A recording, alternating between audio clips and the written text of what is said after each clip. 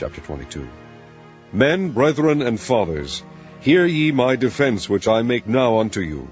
And when they heard that he spake in the Hebrew tongue to them, they kept the more silence. And he saith, I am verily a man which am a Jew, born of Tarsus, a city in Cilicia, yet brought up in this city at the feet of Gamaliel, and taught according to the perfect manner of the law of the fathers, and was zealous toward God, as ye all are this day. And I persecuted this way unto the death, binding and delivering into prisons both men and women. And also the high priest doth bear me witness, and all the estate of the elders, from whom also I received letters unto the brethren, and went to Damascus, to bring them which were there bound unto Jerusalem, for to be punished.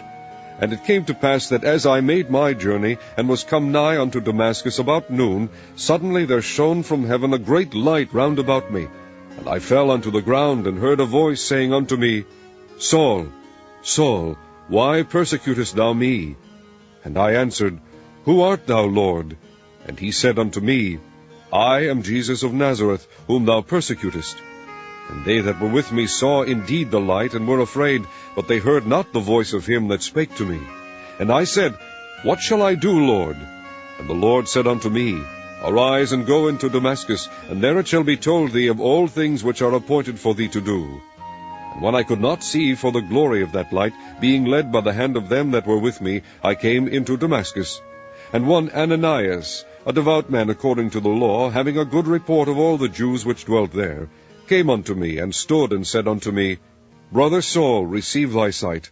And the same hour I looked up upon him, and he said, The God of our fathers hath chosen thee, that thou shouldest know his will, and see that just one, and shouldest hear the voice of his mouth.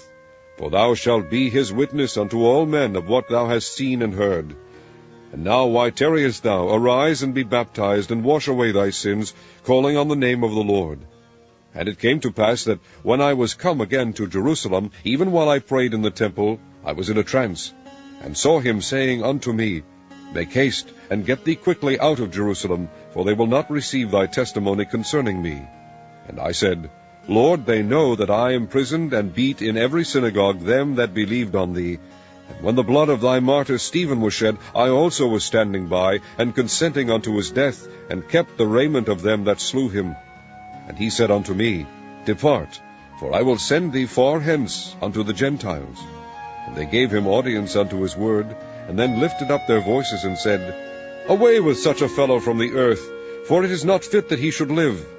And as they cried out, and cast off their clothes, and threw dust into the air, the chief captain commanded him to be brought into the castle, and bade that he should be examined by scourging, that he might know wherefore they cried so against him. And as they bound him with thongs, Paul said unto the centurion that stood by, Is it lawful for you to scourge a man that is a Roman, and uncondemned?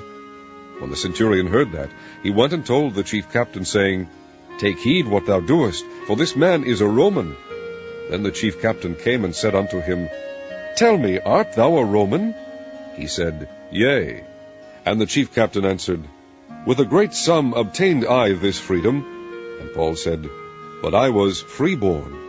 Then straightway they departed from him which should have examined him, and the chief captain also was afraid, after he knew that he was a Roman, and because he had bound him. On the morrow, because he would have known the certainty wherefore he was accused of the Jews, he loosed him from his bands, and commanded the chief priest and all their council to appear, and brought Paul down and set him before them.